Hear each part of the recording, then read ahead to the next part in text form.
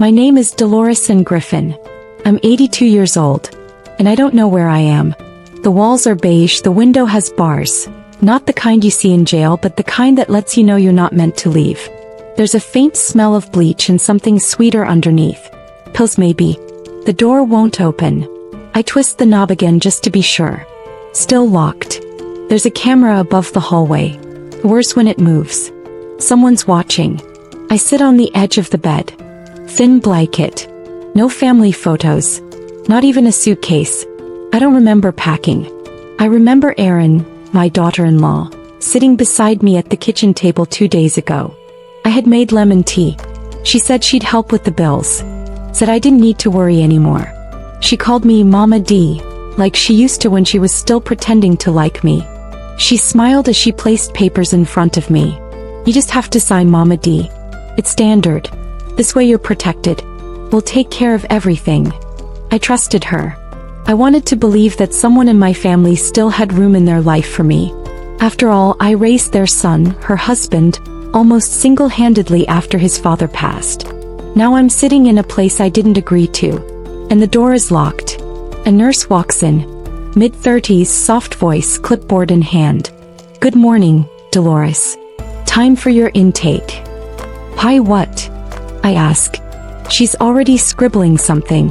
I need to speak to my son, I say. She offers a smile so forced it looks painful. All communication goes through your guardian. That would be Mrs. Erin Griffin now. My throat tightens. I try to stand up, but my knees wobble. I'm not supposed to be here. That's what they all say, hon. The sun is going down now. I haven't seen a clock in hours. The only time I know is when the doors open for medication and close just as fast. I pressed the emergency button earlier. No one came. When I asked what day it was, they asked me to recite the year and name the president. I did. They still wrote something down. I'm not confused. I'm not sick. I've just been silenced. Tonight, I sat on the thin bed and traced the pattern in the blanket with my fingers until I realized what it reminded me of. Barbed wire. That's what this place is. Padded, scented, regulated prison. And I'm not even sure how long I've been here. Because Erin said she'd take care of me. And now I'm trapped behind a door I never chose. But I promise you this. They locked me in. But they don't know who they're locking in with. I'm Dolores Griffin. And I'm going to find out why I'm here, how they did it, and what they took from me. And when I do, I'm not walking out quietly. If this story hit something deep inside you, hit like, leave a comment, and subscribe for more stories that finally say the things we've been too afraid to say out loud. 2 days. That's how long I've been inside this place. Maybe more. I don't know for sure, because they don't give you a watch and the windows don't show anything except a fenced-in patch of grass. They call it a recreation yard. But it's always empty. I tried to ask for a phone. I just need to call my son, I told the nurse. You're not cleared for external communication yet, Dolores, she said. They talk to you like you're a child. They say your name too often. Like repetition makes it okay to ignore you. Dolores, please take your pills. Dolores, let's use our calm voice. Dolores, you need to sit back down now. I'm not crazy. I'm furious. They run this place like a hotel for lost people, except no one gets to check out. The other residents, some of them are confused, yes, but not all. One woman, Miss Glenda, told me she used to be a music teacher. Another man said he owned 3 restaurants before his daughter put him in here like a sofa. His words, not mine. I'm learning their stories while I try to piece mine back together. Because I don't remember signing anything. I don't remember any doctor saying I needed full-time care. What I remember is that I had arthritis in my knees, high blood pressure, and a little too much pride to ask for help with the rent. Erin knew that. She offered help like it was a favor. Now I realize it was a deal. One I didn't understand the terms of. Today I asked one of the aides how Erin managed to sign me into this place without my knowledge. He looked nervous. Mrs. Griffin, you gave her medical power of attorney. She submitted the paperwork. I shook my head. No, I didn't. He shrugged. She said you did. There's a signed document. I closed my eyes. That paper she had me sign, the one with the smile and the T and the just to protect you speech. That was it. He tricked me. She used trust like a weapon. Back when Thomas, my son, married her, I welcomed her with open arms. I made her favorite casserole the first time she visited. Gave her my mother's heirloom bracelet when she and Thomas had their first child. She said, "You're more like a mother to me than my own." I believed her. But that was before the inheritance talk. Before Thomas started working longer hours and Erin began managing the bills.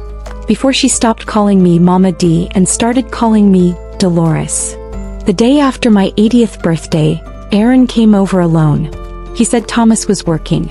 She cleaned my fridge without asking, threw out my newspapers, and made a list of safety upgrades for the house. "Maybe you shouldn't live alone anymore," she said. "I've been living alone for 25 years, I told her.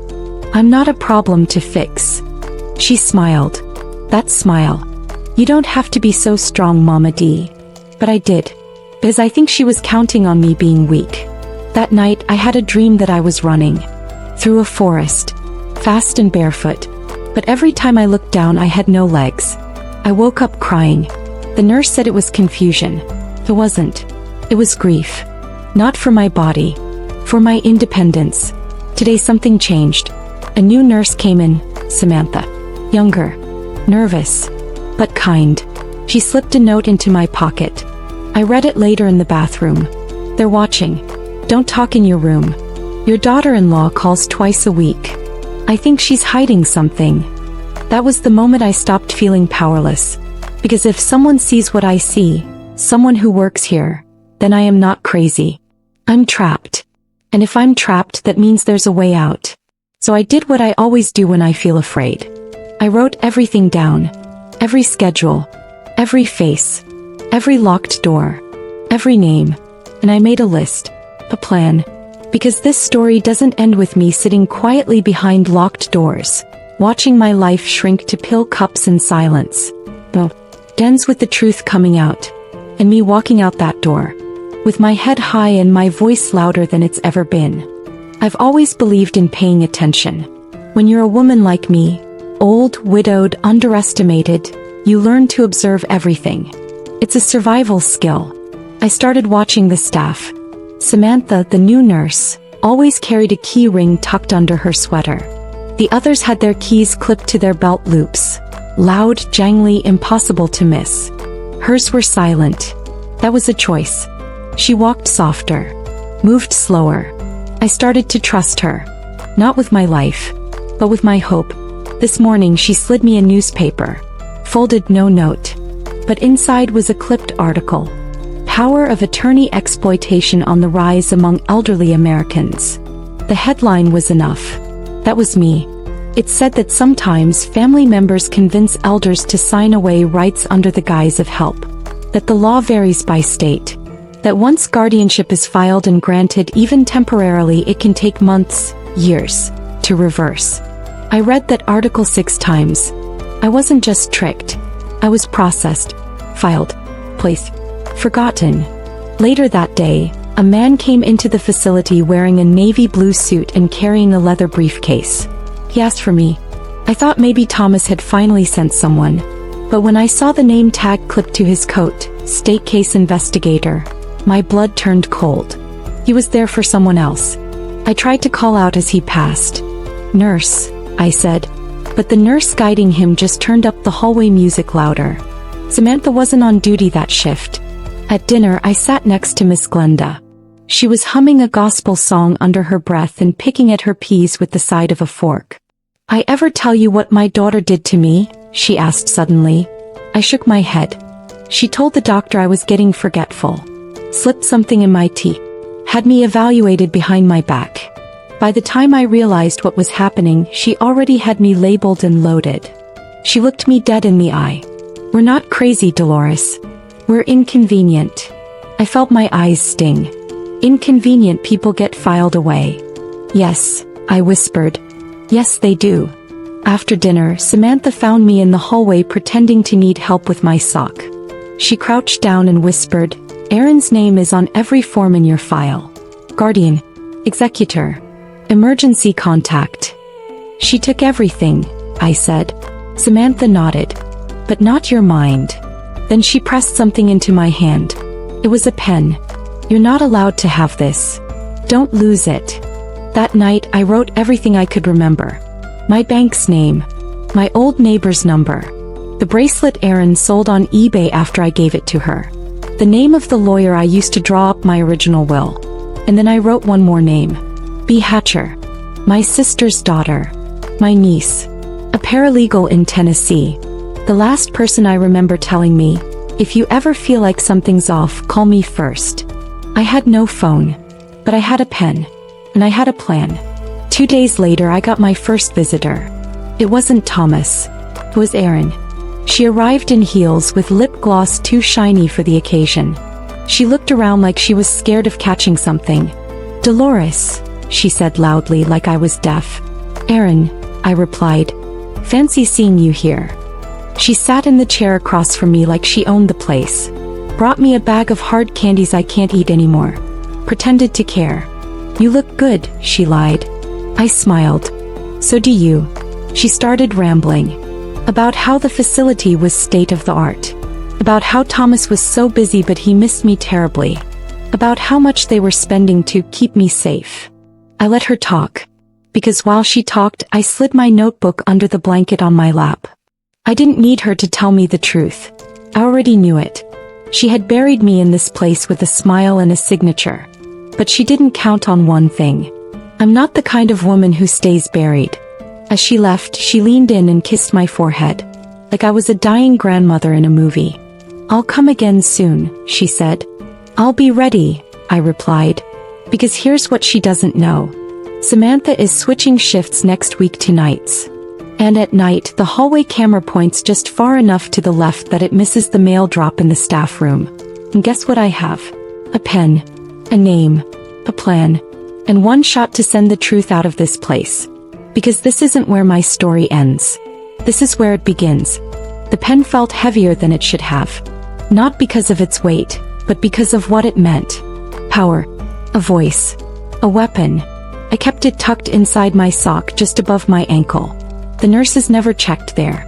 Every night, I stayed awake until the lights dimmed and the hallway fell silent, except for the soft hiss of machines and the shuffle of rubber saws. I practiced writing in the dark. Careful strokes. No wasted ink. Bea, this is Aunt Dolores.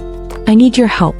I've been placed in a care facility I did not consent to. I believe my daughter-in-law, Erin, filed false documents. Each word was slow and shaking. But it came out. My hands still knew how to tell the truth even if the world forgot how to hear it. The night Samantha worked her first overnight shift, she found me sitting up, eyes sharp, note folded neatly. It's ready, I whispered. She nodded. She wore her keys tonight, on the inside of her coat. Like armor. She waited for the camera sweep. Then she opened the side door of the staff break room. I slipped the note into the outbox, between shift reports and a nursing supply order form. That box gets picked up at 6 a.m., she said. If no one finds it first. Then we better hope the right person's on mail duty, I replied. The next 2 days were the longest of my life. Every knock at the door made my heart jump. Erin didn't call. Thomas didn't visit. No one came asking about me. But I noticed something. The staff acted different. Samantha wouldn't look at me for long. Another nurse, Tanya, seemed tense every time she walked past. One afternoon, while the other residents were in group therapy, I overheard 2 aides talking in the hallway. Did you hear about the note? One whispered. She wasn't supposed to have writing access. She said she mailed it to a lawyer. Boss. They'd better handle it before it gets out. That night, Samantha came to me with her face pale. They found the note. My heart sank. They read it. She nodded. But I think someone else did first. The envelope was opened, resealed. I think it got copied. I looked at her. What happens now? I don't know, she said. But you're on their radar now. Be careful. The next morning, everything changed. They moved me to a different room. Smaller. No window. Just one chair, one bed, and a ceiling vent that buzzed like a wasp's nest. This is for your safety, the nurse told me. I said nothing. But inside my blood boiled. They weren't just containing me anymore. They were covering tracks. That evening, during dinner, Miss Glenda slid me a crumpled napkin. On it, scrawled in shaky letters, "Staff meeting. 3 p.m. tomorrow. Conference room.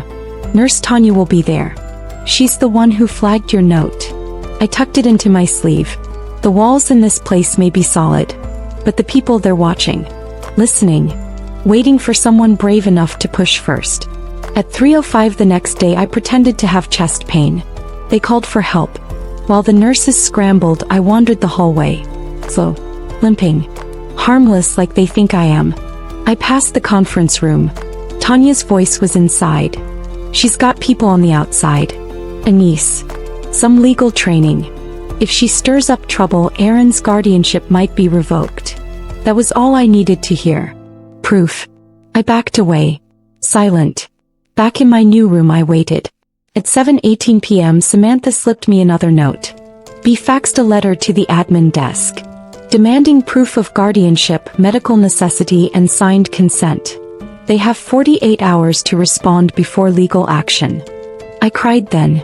Not because I was scared. Because for the first time in weeks, I wasn't alone. Someone knew. Someone was coming. And if I could just hold on a little longer, the walls would crack. And the truth would walk through. They say when you know someone's coming to rescue you, time slows down. They're right. Every hour stretched like chewing gum. Sticky, useless, too long and too thin to hold shape. I counted seconds instead of minutes. I stopped sleeping. I watched every face, every clipboard, every hallway. Waiting. But I wasn't wasting time. I prepared. I tore small strips from a pillowcase and stuffed them behind the loose panel near the radiator. Inside, I hid my journal, my full written record. Every name, every quote, every schedule. I made 2 copies. Samantha smuggled one out on her lunch break and gave it to a woman she said worked in records at a nearby law office. "She has a mother here too," Samantha whispered. "She knows the game." The morning of the 48th hour arrived. A woman in a navy pantsuit appeared at the front desk. No heels. No makeup. Briefcase slung across her chest like a shield. "Bea, my niece." She asked for the administrator. They made her wait 35 minutes in the lobby. I watched from the recreation room doorway. She didn't flinch. When they finally let her back, she stayed in that office for almost 2 hours. I sat by the fish tank pretending to read, but I was watching the hallway. At one point, the administrator walked out, red-faced and sweating, slammed a door, muttered something about misunderstanding the file structure. I smiled. That meant they were afraid. Later that afternoon, Bea entered my room. I barely recognized her. Last time I saw her, she was in college, working part-time at a diner and wearing pink hair dye. Now she stood like a storm, calm and unbothered. "Aunt Dolores," she said softly. I stood to greet her. My knees wobbled, but I didn't care. "You found me. I never stopped looking after you sent that note," she said. "I just didn't know how bad it was." We hugged. The kind of hug that heals months of silence. She sat on the edge of the bed and opened her briefcase. "I got copies of your file. Medical, legal, power of attorney. Everything. And..." She looked at me. "You never consented to a facility. The paperwork says you were declared mentally unfit by a private physician Aaron hired online. The signature on the exam report isn't even yours. It's scanned." I felt sick. "She forged it." Bea nodded. "And the facility took it without verifying. Aaron's been charging your social security benefits to cover this place and pocketing the rest." I sat down. The air got thin. But Bea wasn't done. "I filed a formal motion with the state this morning to revoke Aaron's guardianship. With your affidavit, we can freeze her control within 72 hours. Then we request a full investigation." I stared at her, eyes wide. "You know what happens next?" Bea took my hand. "We get you out of here. Wiggly. Finley. Then we go public." That night, I slept for the first time in weeks. Not because everything was fixed, but because someone believed me. And that changed everything. The next morning, Aaron showed up. But this time she didn't smile. She stormed into the hallway with the administrator trailing behind her. Her voice was loud. "She has dementia. She doesn't know what she's saying. She's always been paranoid. I stood by the door and waited until she saw me. "Hi, Aaron." Her mouth twisted. "You've caused a lot of trouble, Dolores." "I'm not the one who forged documents. I was protecting the family." "No," I said, stepping forward. "You were hiding me like I was an old coat you didn't want to throw away but didn't want to wear either." She started to say something else, but the administrator raised a hand. "Aaron," he said flatly, "until the guardianship is legally reinstated, you are no longer permitted to make decisions on behalf of Mrs. Griffin." Bea appeared behind him like a shadow. She held up her phone, recording. "You might want to stop talking," she said. "You're being documented now." Aaron froze.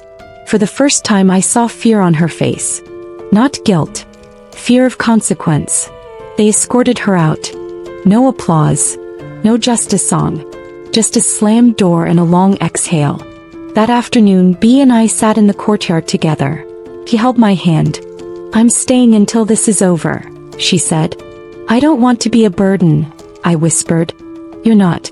You're a legacy," she said. "And I intend to protect it." So I pulled out my second journal and started writing again, because my voice had been taken from me once. I wasn't going to let it happen again. Strange how quickly a place changes when you stop being a prisoner in it. The walls hadn't moved. The food was still bland. The nurse call button still buzzed a full minute before anyone came. But now I wasn't powerless. I was awake. And that made all the difference. Bea stayed in town. She checked me out of group activities I didn't want to attend. She met with facility lawyers, demanded meetings with supervisors, requested copies of every document with my name on it. "They hate me already," she joked. "Might as well keep going." I chuckled. But underneath the laugh I was still scared. Scared that all this could be taken away with one signature, one delay, one judge who didn't believe me. "I can't go back in the dark room," I told her one night. "You won't," she said. "That door is closed." The next hearing date was set. 1 week from today. In front of a state judge, Bea would argue that Aaron's guardianship was fraudulent. That I'd been placed in a facility without consent. That my legal rights had been stripped under false pretenses. The administrator from the care home would be required to testify. So would the physician who signed my mental incapacity letter. If they could find him. And Aaron? She'd been served papers. Samantha came to visit me in the garden before her shift.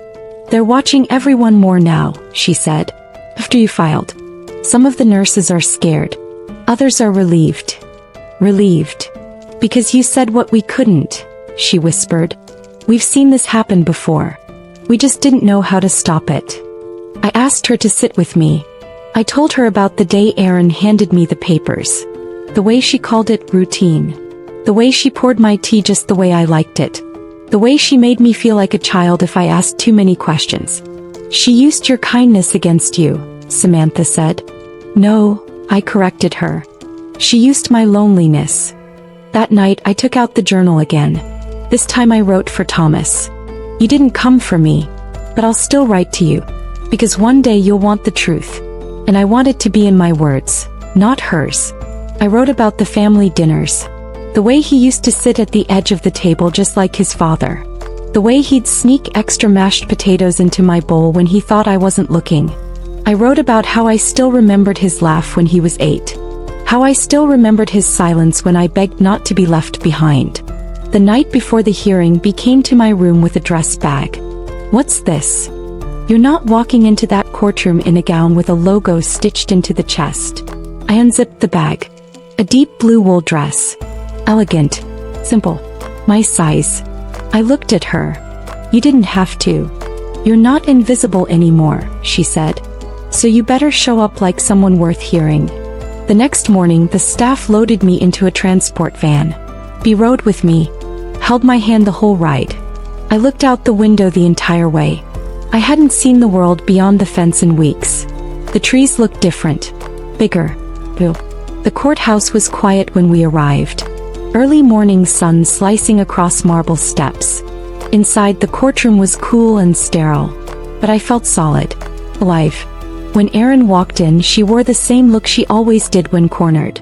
Perfect hair, cold smile, nervous eyes scanning for an escape route.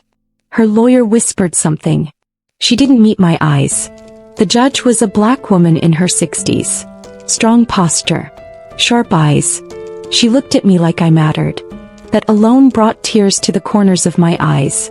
Bea stood to make her case. She was a storm in a blazer. She laid out timelines. Documents. Highlighted forged signatures. Showed Aaron's financial withdrawals. Quoted facility notes. Played a voicemail I had forgotten about. The one where I begged Thomas to call and never got a reply. Then she stepped back. Your Honor, this isn't just about fraud. It's about justice for a woman who still knows who she is, and who was nearly erased. When it was my turn to speak, the judge asked, Mrs. Griffin, do you feel that you've been held here against your will? I didn't hesitate. Yes. Do you feel capable of managing your life? I took a breath. I may not be young, but I'm not gone.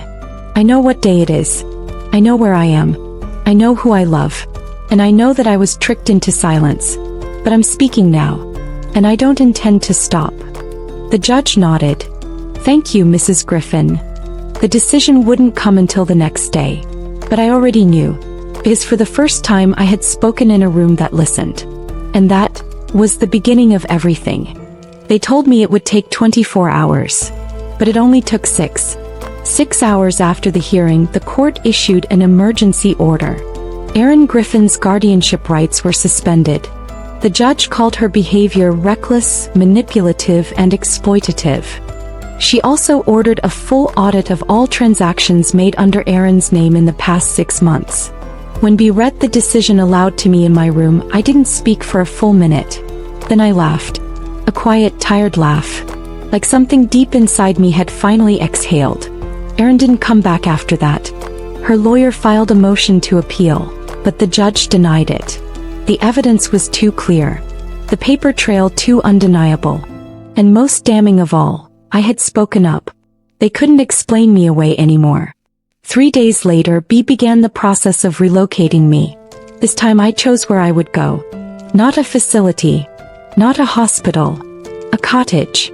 Small, sunlit, nestled at the edge of a quiet town in North Carolina, where Bea lived with her wife and their 2 dogs. I want you to have your own space, Bea said. But not be alone. For the first time in months, I packed my own bag. I chose my clothes. My photos. My favorite blanket. I even brought my journal. When the van pulled up to the facility to take me away, Samantha was waiting by the door. She hugged me tight. Promise me something, she whispered. What's that? Don't stop writing. Someone always needs to hear it. The cottage was perfect. 1 bedroom. Big windows. Wooden floors that creaked like they had secrets. Bea had filled the fridge. Her wife, Camila, baked me a lemon cake on my first night. It was quiet here. But not empty. And the doors? They don't lock from the outside. The first night I sat on the back porch and listened to the wind moving through the trees. Sounded like freedom. I opened my journal and started writing a new entry. This one was not about pain. It was about restoration. About how even when the world pushes you out, if you hold on long enough, someone might reach back. A week after I moved in, I got a letter in the mail. It was from Thomas.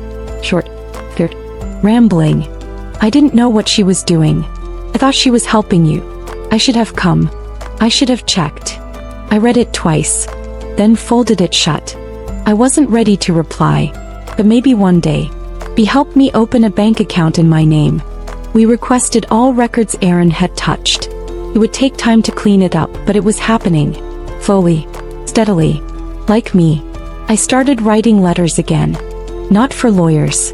For women like me. I called them Porch Letters.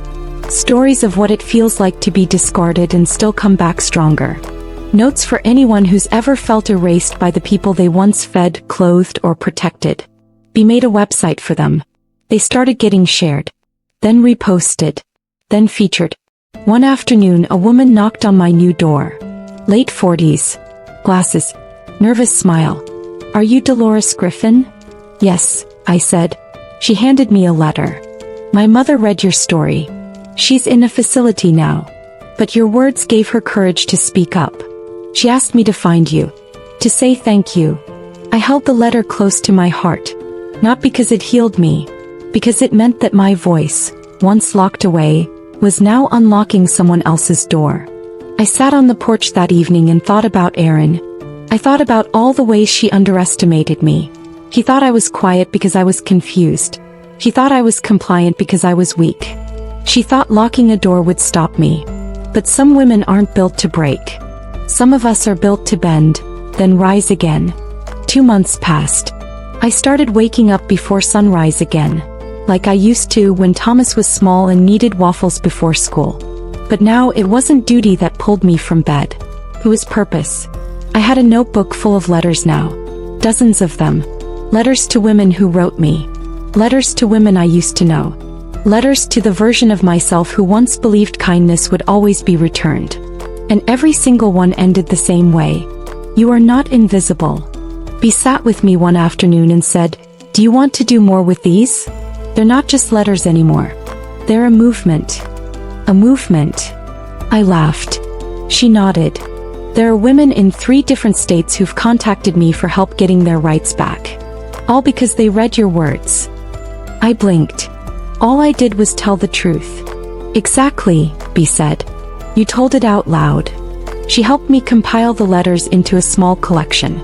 We titled it, Locked Doors, Open Eyes. Wasn't fancy.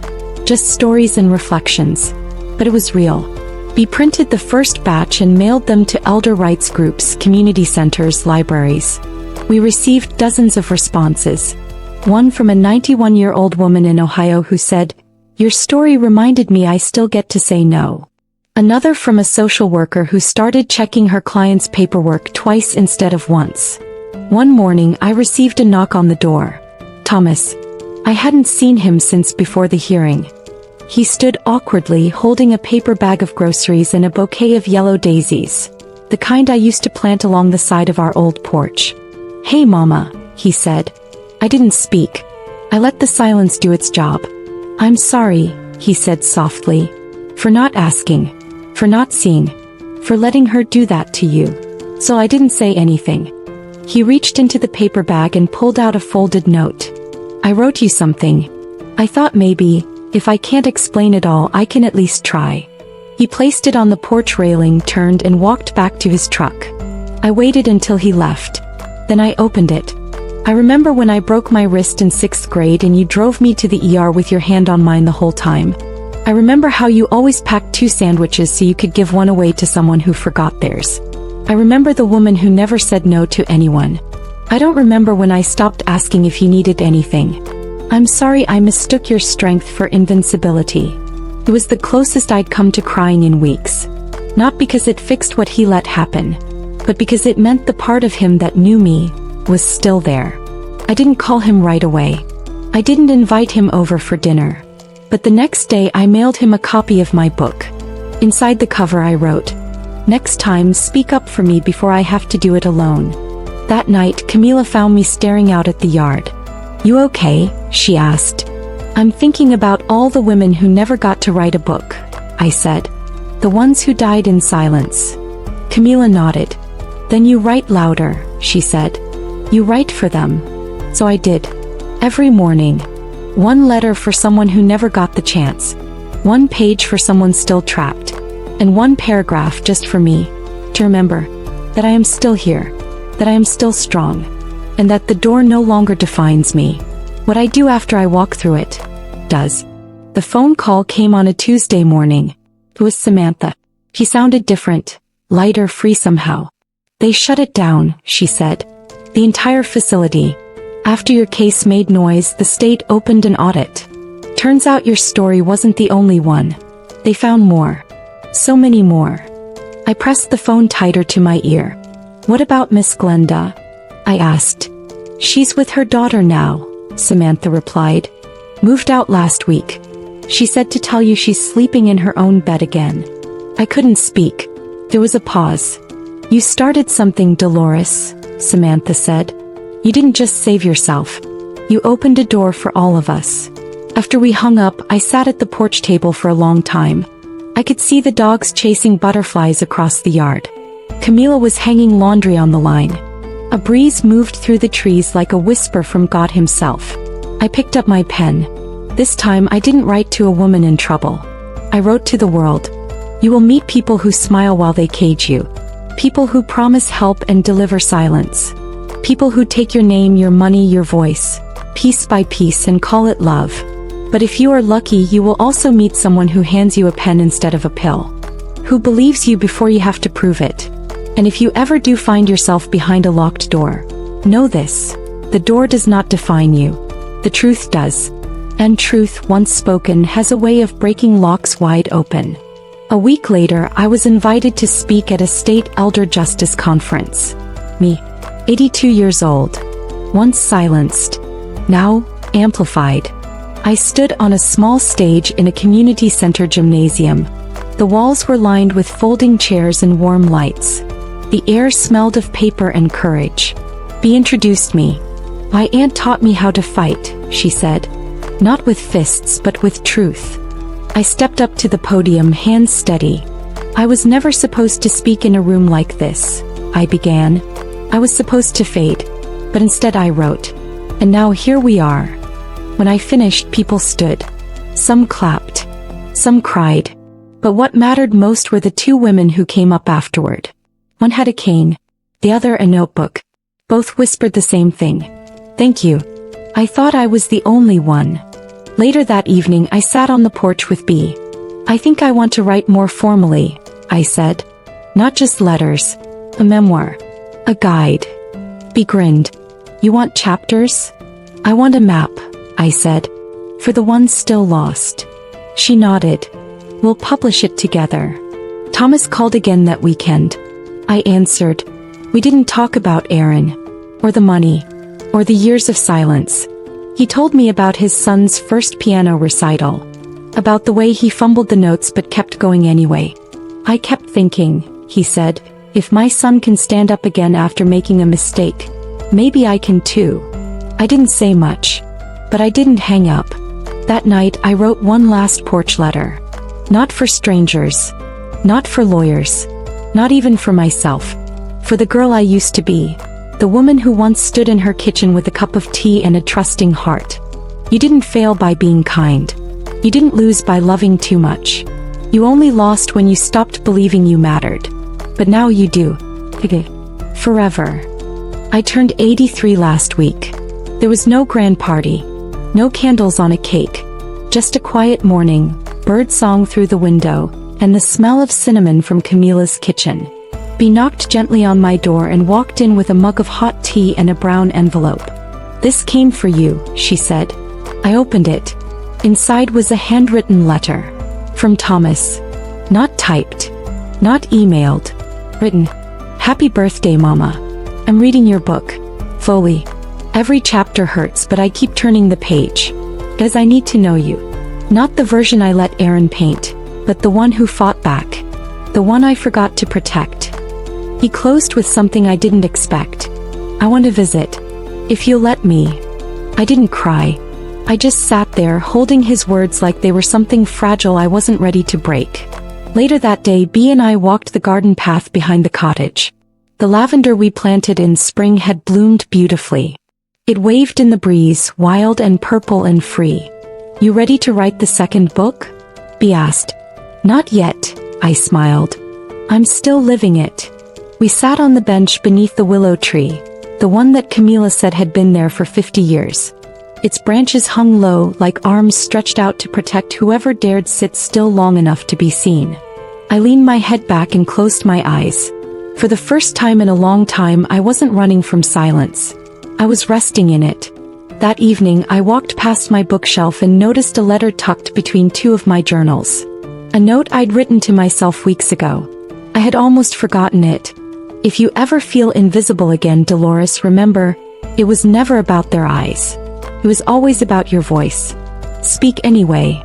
I smiled. I placed it on the mantel, where I could see it every morning. The next day, Thomas did visit. He stood on the porch like he did when he was young, fidgeting with his hands, nervous and awkward. Bea opened the door. I was sitting at the table writing. When he walked in, he didn't bring flowers or gifts. He brought something better. A photo. of me and him. From decades ago. I was holding him in one arm, a paper crown on my head, a smile as wide as summer. You kept this? I asked. I found it behind one of Erin's drawers. I thought she threw it away. He sat across from me. I want to start again, he said. I don't expect anything. I just want to be your son again. I nodded. One step at a time, I replied. Because healing doesn't come wrapped in apology. It comes in action. In time. In truth. And sometimes it comes late. But when it does, it's worth everything.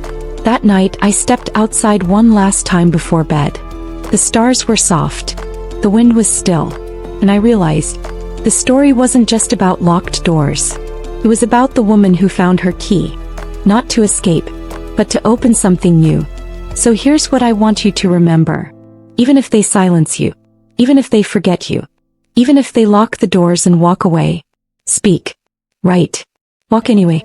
Is the greatest revenge. Is becoming unforgettable.